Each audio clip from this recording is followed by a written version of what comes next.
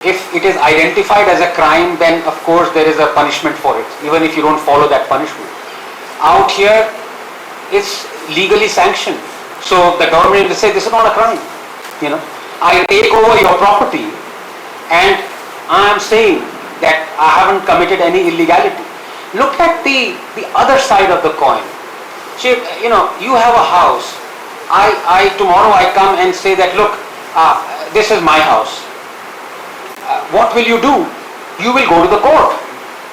But if I am a Muslim, I will say this is my house because my Waqf board says so. What will you do? You will not be allowed to go to the court. You would have to fight it at the Waqf board tribunal. And after that declaration, Lord have mercy, you can go to the court. Earlier even that was not allowed. But this is happening. It has been given legality by the Indian state. For the last 10 years, it was legal. Before that, obviously it was promulgated, so it was legal.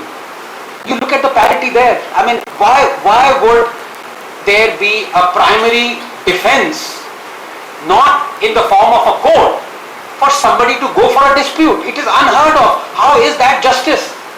Justice is meted out by the courts. You don't make a second court. You don't say, look, I don't believe in this. This is my new court that I have made. First you come here, we will fight whatever time and money or effort it takes. After that, if you lose, then you can go to the other court. It's bizarre, but it is legal. And let's curse the politicians till the cows come home, whatever it may be. Why is the Supreme Court quiet? As Vishnu said, where is the suo motu? Why is it quiet? Does it not see illegality? Does it not see malpractice? Does it not see lack of action? It's totally quiet. So let us include the judiciary in this pool. It sometimes seems like the Supreme Court will take suo motu cognizance if there is a certain critical level of outrage. Where is the outrage here? I don't think it goes by outrage. It goes by its fear. It would be very crude for me to repeat one of the idioms that I've used. Chand nibu nichodne se doodh bhi itna nahi fatta. But that's the fact. I mean, I gave the example again at the risk of repeating myself because some people might not have heard my conversation with Deep here. The Supreme Court castigated Nupur. The Supreme Court said you burned the country, for quoting scriptures. And the Samajwadi Party MLA, he said burn Ramcharitmanas, and it went to Supreme Court. Supreme Court said, why are you so touchy, guys? Relax. So it is fear, it's not outrage. I don't think Hindus outraged, of course Muslims outraged, so yes, there could be a little bit of that, but it is the fear. If you don't act, then the outrage might come. So it's just not just reacting to outrage, it is the fear of outrage.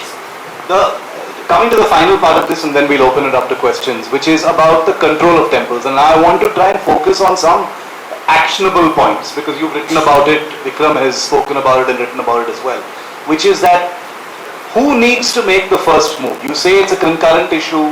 The center does not need to wait for the states to act. Can the states act first? Can the center act first? And what needs to be done? Can you draw us a specific picture? Well, in one stroke, it'll take 10 seconds for the cabinet to approve the signature of Prime Minister Modi to abrogate the Endowments Act. Of course, it will go to the Supreme Court. The states will take it to the Supreme Court. But then, you see, the thing is, this act was brought in by the Congress. And Congress brought this act so that it doesn't have to act on the directives of the Supreme Court. There was a 1954 Mutt judgment in 1959 just so that Congress doesn't have to follow the strict strictures of the Supreme Court. It brought in this. So it didn't overturn the Supreme Court Act, it just brought this Endowment Act. So by overturning this act, the BJP government would be siding with the Supreme Court.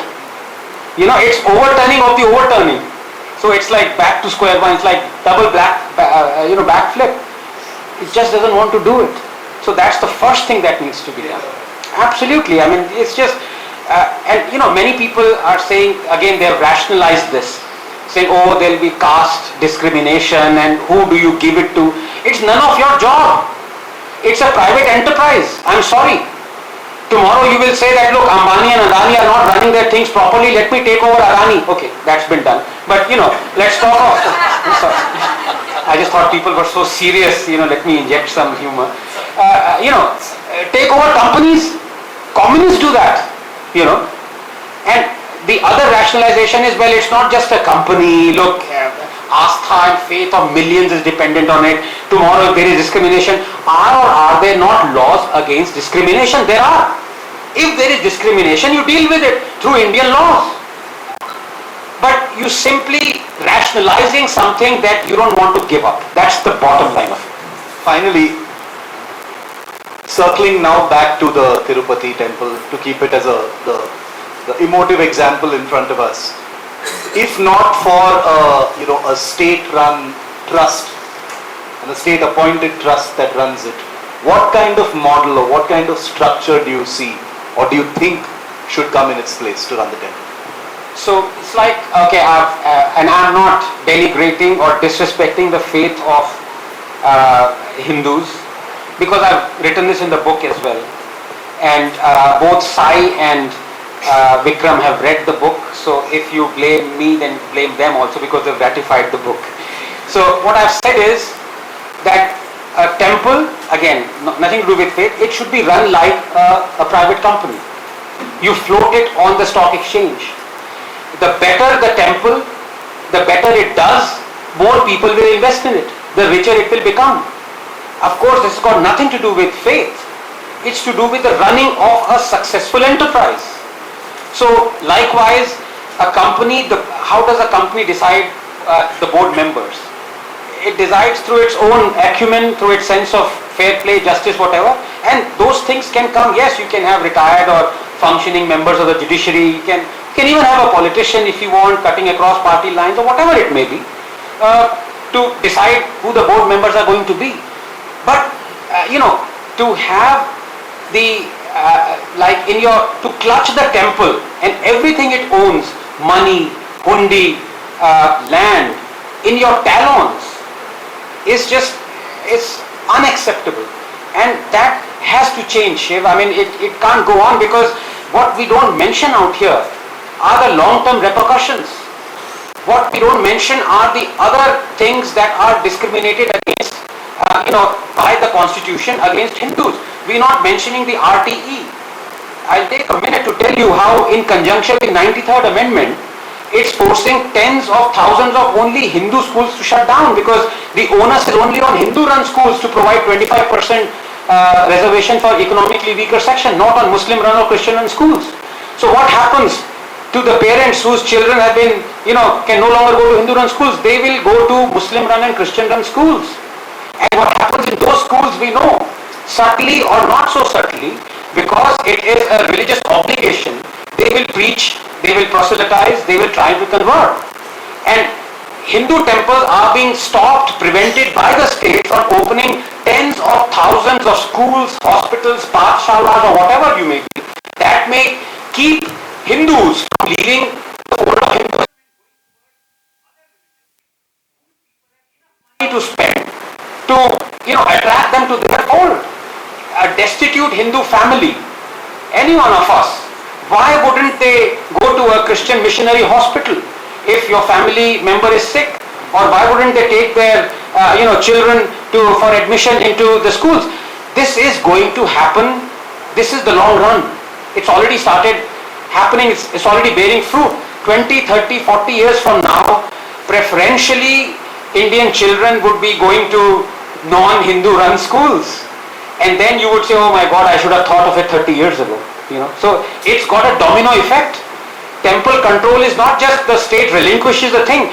It hands over the money that is rightfully belonging to the Hindu temple.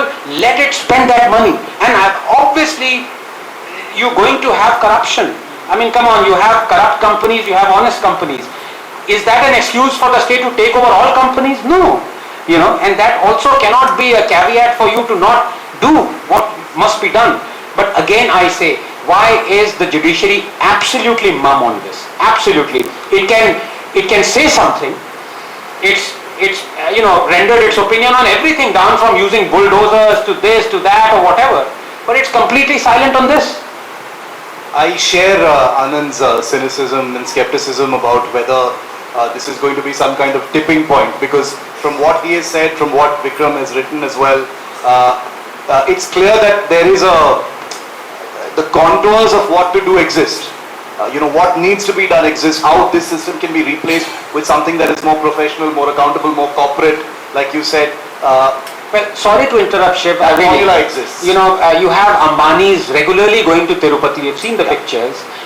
You have Reliance Life Sciences, right? It's a huge multi-billion crore enterprise. In the last 3 days, it would have taken them 12 hours to shift 5 HPLCs and 3 GACs. I mean, Shalja is here, other people are there, there are scientists here. Half a day to have, even those porta cabin labs. They've been set up by scientists independently. Have they done it? Has any, billionaire businessman who worships Lord Balaji done it? So, yes, the fault, of course, lies with, for worshippers. I'm just going to go ahead and guess that not only are these larger things that you just mentioned not going to happen, I don't think the labs are going to happen either. That's my very cynical guess. But we'd like to open it up to questions, because I know lots of people want to ask questions on this topic. They came to me a little earlier, so. Can I take a show of hands before you ask the question? How many of you have had Tirupati Laddu?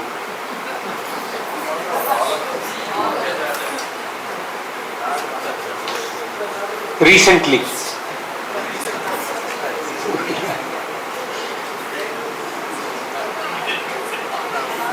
Namaste, sir.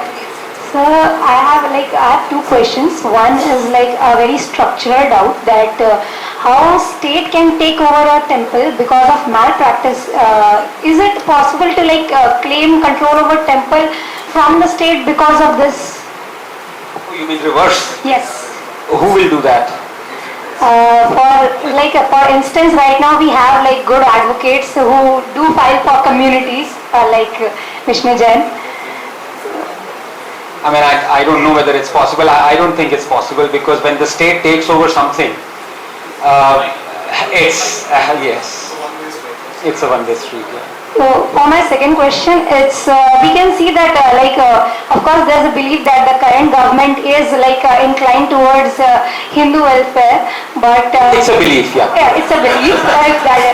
So, but we can see that it's even though there's an increase in takeover of control of temples, but then we do celebrate that because of this government we got our Ram Mandir back just because, and coincidentally that 4 months before the elections.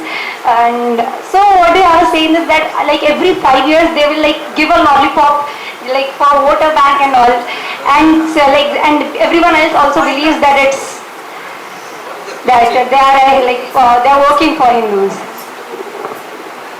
I don't know, what was the question?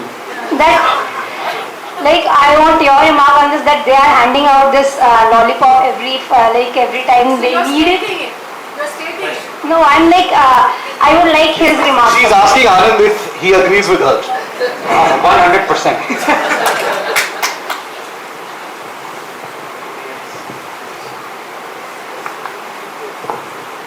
Hello. I wanted to ask, the feeling which everyone is getting is quite devastated. But what is the core of the lackness of outrage, or lackness of responding, or lackness of reacting to this situation in the common people? What is it stopping them from talking about it, or sharing the feeling of that devastated feeling? What do you think? What is that is lacking in people? And this is a very difficult question, but I have the answer for it, and the answer is not very popular answer. I am absolutely fed up of everyone saying the Hindus must rise up collectively, Hindus must take to the streets peacefully, now is the time, bolte rehte ho, kuch karo, ye karo. The Hindus did rise up, and they voted a government that promised it a few things, not once, not twice, but 3 times round. What else do you want? in a democracy to happen? Do you want all of you to forget whatever you're doing and come onto the streets to demand something that the government should have acted on before even you thought of it? Honestly, did you hear anyone in the last 2 days talk of this HPLC or GAC? It's not our job. It's the job of the board. It's the job of, the people who are employed there. It's ridiculous. So I'm absolutely not for this, that Hindus must rise up. Hindus have risen up. This is what the government's always ready excuse. कि सब चीज हम ही कर लेंगे क्या? अरे भाई आप हो पावर में यार, Otherwise you relinquish power. And this is the problem, the way Indians think emotionally as well. I mean, when I say Indians, I meant the Supreme Court. Because one of the most devastating comments were actually made by the Supreme Court. When it said, all we see during the farm laws, when it stayed the farm laws, it said all we see are the 2.5 million farmers who are protesting against the farm laws. Where are the farmers who are for the farm laws? That was devastating. What did the Supreme Court want? That 250 million farmers who are farming in Telangana, Odisha, Tamil Nadu, Kerala leave suddenly what they're doing, producing farm goods, products, take a bus, bullock cart, train, go to Tilak Marg and sit outside, do a dharna outside Supreme Court that we are for farm laws. Is that how democracy works? So, it's just bizarre. You should not be doing anything. That's why I said it's unpopular. I'm sorry. No, but I agree with Anand also, which is also the reason why I asked him not once, twice, but 3 times about the lack of outrage. You see, it's become part of our system now. If we don't see outrage, we think it's not an issue, and we've mistakenly and I think dangerously made us the sort of vehicle of change. We're not supposed to do that. It's supposed to be. Can I add to that, Shiv? If you're outraging, right? If the citizens are outraging, you're not a civilized state. Because the people who you put in power, they should act before the outrage happens. That's what responsibility is. That is how companies function. You have a hierarchy in a company. Every time you think the guy who's temping, he's the one who will tell that all those 100 people up that look, you're wrong here, look, you're wrong here. No. That's not how a proper, responsible, civilized state or a company functions. You should not be doing this. So basically the system is always reacting and responding to according to their advantages, not people's advantages. Of course, on Twitter, please outrage as much as you can. But I have a question. You said that we shouldn't show an outrage, right? But the government which we have elected should be the one who should be acting on it. So how do we get to do that? Ma'am, how do you get to make sure that the government is acting? I mean, that's democracy itself, and if the government doesn't act, then you throw that government out. Yeah. Yes. The outrage, You tell me any other solution. If you want your wealth to be redistributed, then have Rahul Gandhi come in. I felt that outrage may come in 29.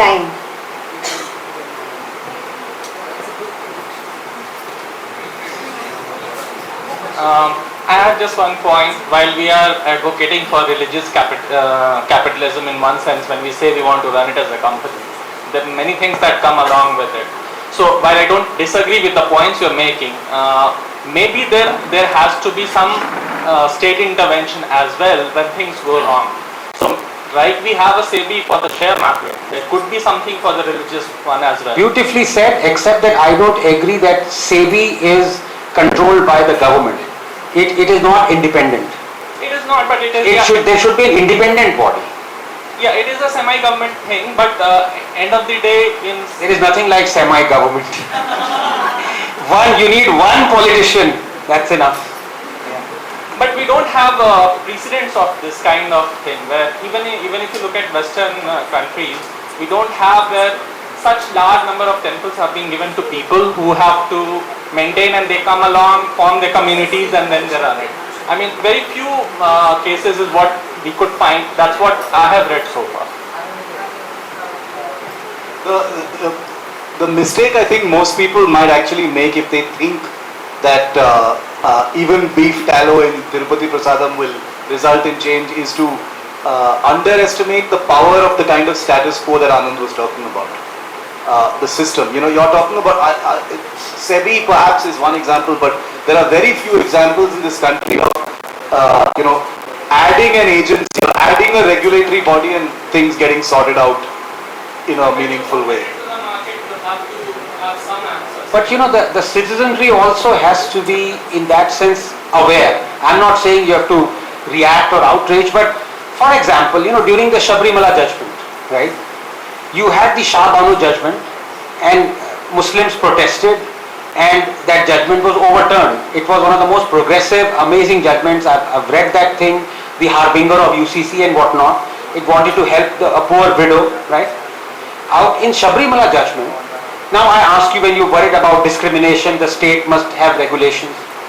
Do you believe it is discrimination when one temple says that the deity requests that women of a certain age not come to that temple? In the same vein, you have dozens, at least 10 temples, and I've counted them, where men are not allowed. So is it discrimination? It's perceived discrimination, it is not discrimination. And yet the Supreme Court said this. It went against the Sabrimala, the wishes of the deity. Everyone was silent. If I'm not mistaken, it's under review right now, but it's already been 3 years. I don't know when that review would come. So where is that awareness? Did anybody from the government come and say what Sai has been saying? This is not discrimination. Have you filed a petition to demand that men be allowed to go to those 10 temples? There is no such thing. Do you have a petition that says Roman Catholic women can be ordained as a priest because right now they can't? Do you have a petition, in fact, Muslim women did, Kerala High Court threw it out, that women are not allowed in some mosques to go to the sanctum sanctorum? This is what is happening, you know. I mean, people have to be aware of the discrimination. The state has to come. But more than the state, I think it's the judiciary that has to come, not the state. Just on another way, you know the problems of a resident welfare association, the kind of corruption that it comes with. So imagine what will happen with the temples. Not in my RWA, in Shiv's RWA, the massive corruption. Shiv was the president of his RWA and then he was unceremoniously kicked out. Okay, I refuse to redistribute the wealth. Shiv and Anand, I don't really have a question, but it's a bit ironic. We have two self-proclaimed atheists talking theory in a conference That's beautiful. which is on Bharat Shakti, and you want to invoke the state to do representation of your interests? How myopic is this community? The state is not going to do it. And if the state does it, it will be limited. I think it's time we talk about what is the role of the community. After all, Anand, even in theory, you mentioned the reason a certain community or certain communities are listened to and responded to because they are organized and there's a certain way in which you articulate the problem. I'm not saying you should outright go on the street, or we should, no. But I think it's a more important issue. How many of us are really outraged? That's question number one. Because if we have internalized the data which we showed earlier, where you are seeing very large number of people say, I do not belong to any religion. And you are seeing a very big rise in it, and I can guarantee a large part of it are Hindus. Then state is not where that solution is going to lie. I think each society, community, I think these kind of platforms, again, self-professed, Bharat Shakti. Why are we waiting for someone else to give you that Shakti? I think there is introspection that is required, and I think the time is right. Thank you. Can I answer that? It's a beautifully put suggestion, Shamika. Absolutely beautiful. Two points in response to that. Number one, I think it is absolutely glorious that two self-proclaimed atheists are talking about this issue, are as outraged as believers are, because that exemplifies the glory of Hinduism. When you have Charvak philosophy that promotes atheism within this fold of life or way of life or religion, you know, what more can be more glorious than that? When you have Lingayats who deny the Vedas as a fold of Hinduism, that is the beauty of Hinduism. It's a way of life, you know. The second point is, Shamika, you very rightly say that the citizens should be aware of it, should act, but I'm saying whenever a state makes a mistake, I think it's the prerogative of the state to correct that mistake. If, for example, the state had not brought the temples under its control and ratified it over 7 decades, then yes, the citizens could have said, yeah, well, what do we do about the temples, let's talk and let's meet and everything. But here it's very clear cut. The state acted in a draconian manner. The state usurped private property. So the state must be asked to relinquish that control, is my limited point, but otherwise fantastic. Hi both, major fan. I just wanted to... Of me or Shiv Aroor? Don't discriminate.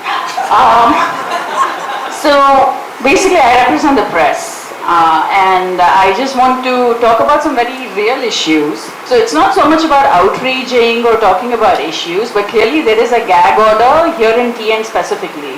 And you've seen that happen, where it's like a second emergency where over 100 journalists have been jailed. Only for speaking out critically against the ruling government, and I happen to belong to that fraternity. So while we would love, to speak out against these issues, there is a suppression of our voices, and moreover I see this on X as well, where there's a lot of right-wing accounts that's been getting suspended. They are limiting the reach. It's happening to my own account. Every other day there's a label being put on my account saying we're going to limit the reach of your tweets, etc. So there is a larger conspiracy. There's no doubt about that. Also coming to the issue of hate speech, which is also rising on X, and I don't know if it's just on my timeline or everybody else. It's basically around regulations. So how do we fight this? Because one is, of course, citizens can outrage as the fourth pillar of democracy. We can amplify that. But if that is not a possibility, what is the solution? And can we have hate laws or hate speech laws in the country, specifically for the Hindu community? Because there's another conspiracy theory floating around that this is Brahmins, right, who are preparing the prasadam and they are responsible for this, and that community again, should be blamed. And you have to make it sure. You have So, to. yeah. question. Yes, So yeah. hate speech. Thank you. So I'm the wrong person to answer that, because I support hate speech. Not that I like hate speech. As a free speech absolutist, I don't mind it, so that's one. But your first question as to the journalist being, thrown in jail, absolutely true, and Shiv's got multiple FIRs against him. There was a YouTuber who the TN police went all the way to Noida to arrest him because, quote unquote, believe it or not, he conducted a controversial interview. That's it. That's enough. So yeah, it's a fact. I'm a supporter of free speech. There are very, very few exceptions. I'm not an absolutist like Anand, he's extreme, but there are extremely few exceptions to that rule. Now, as Anand rightly pointed out, I have 7 or 8 FIRs, 12 defamation cases in 11 different states of the country right now that I'm fighting. Believe me, it's not just about Tamil Nadu. All governments want to control journalists, and they will come after you if you do stuff that they don't like. It's just a matter of the degrees with which they will come after you. Perhaps it's more strident here in Tamil Nadu, I'm not aware, but it's there everywhere. I'm also a firm believer in this impulse that we have as Indians is, do we need a special law? Should we have another law? We do not lack laws in this country. Believe me, the Indian Penal Code is one of the finest legal structures and documents. It's a question of enforcement, it's a question of uniformity, it's a question of regulation, it's a question of doing the right thing at the right time, not selectively. That's what the problem is. It's not about having special laws. And no, I don't think Hindus need special laws at all. One last question. Come on, ladies. I'm not making. The point that I'm adding to this gentleman's. He just wants to praise Anand. Yeah. Yes, I want to praise Anand and you as well. Then two more questions. Yes. So, Yeah, I mean, our old systems did have mechanism of managing system on its own. The Poshakas used to maintain the temple. It's not like after the government came in the form of new nation state form, the temples are getting maintained. Even today there are small temples that the community maintains. There are people who fund, who manage the fund, who bring in the supplies, who know the festival, everything. I mean, the fact remains is that government has to simply get out of this control and people will smoothly take over and manage it. I mean, some wobbling will happen for some time, but yeah, there are systems in place, functional, absolutely functional.